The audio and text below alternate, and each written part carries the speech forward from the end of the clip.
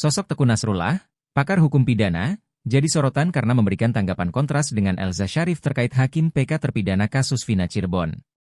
Berbeda dengan Elza Syarif yang menyebut majelis hakim sidang PK terpidana kasus Vina Cirebon ketakutan hingga mengabulkan sidang di tempat, Teku Nasrullah justru memberi apresiasi.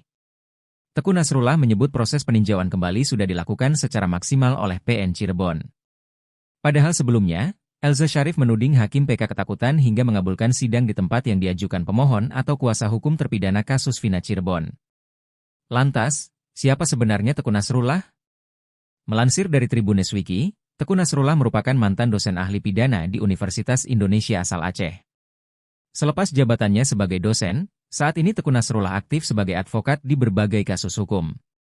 Teku Nasrullah tercatat pernah menangani kasus Angelina Sondah terkait korupsi pembangunan Wisma Atlet dan Gedung Serbaguna Sumatera Selatan pada 2010 hingga 2011. Selain itu, Teku Nasrullah juga pernah menjadi kuasa hukum Ratu Atut atas dugaan suap sengketa pemilihan kepala daerah di Banten. Teku Nasrullah merupakan seorang ahli hukum berdarah Aceh yang ditunjuk sebagai anggota kuasa hukum dalam gugatan sengketa Pilpres 2019 yang diajukan oleh pasangan calon presiden nomor urut 02 Prabowo Subianto dan Sandiaga Uno.